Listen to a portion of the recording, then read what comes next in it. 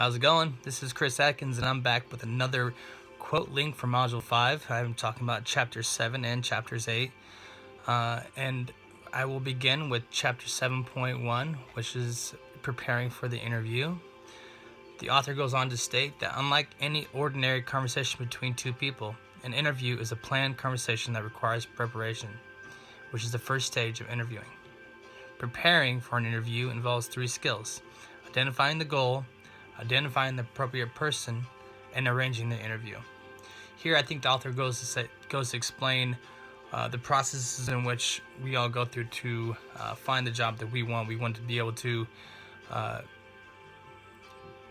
identify which job we want, identify which person we need to talk to, and set the interview.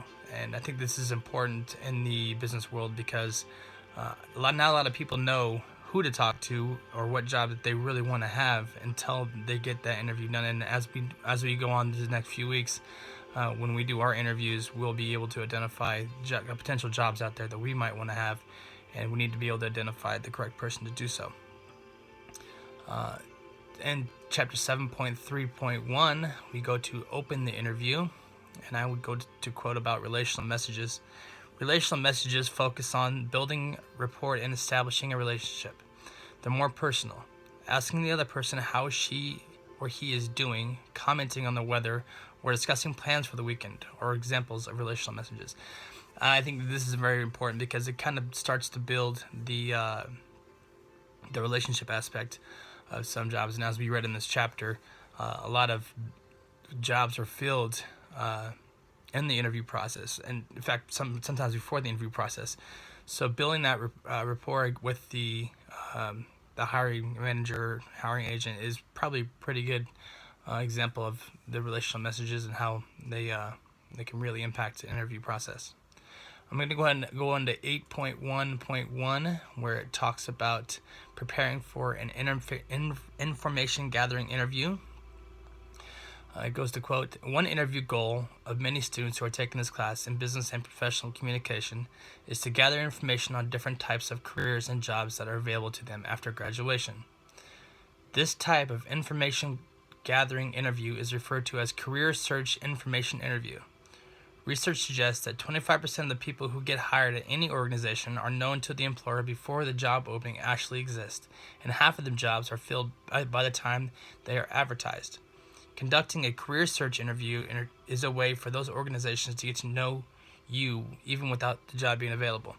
This is very important because this is kind of, I feel like the author is trying to convey that this is a way of getting your foot in the door. Even when the job is not available, if it becomes available, they have someone to call, and they know that who you are and your position on that.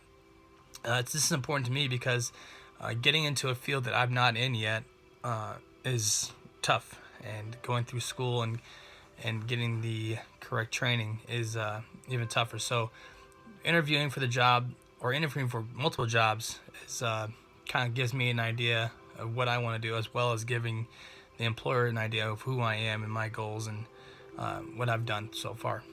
I'm moving on to chapter 8.3, which is appraisal interviews. An appraisal interview, is also known as performance review, is an interview in which a leader or employer shares information with an employee about his or her job performance. The appraisal interview serves as a feedback loop between the leader and the employee, in which two types of feedback are usually discussed: supportive and corrective. In this chapter, or in this section of the chapter, I think that the author is trying to convey that there are two different ways of providing feedback to your employees. As an employer, you can tell them how well they're doing, or you can tell them what needs to be corrected. And in these interviews or performance reviews, that's what's discussed. It kind of gives them a input of the appropriate behavior that they're conveying or not conveying, as well as techniques that they can correct that. And in this chapter, it goes on to talk about how important follow-ups with appraisal interviews is important, because you need to be able to go back and talk about or review the behavior, if it's changed or not changed, and congratulate or continue to do another performance review. So with that, I will thank you again, and I hope you guys have a great day. Thanks.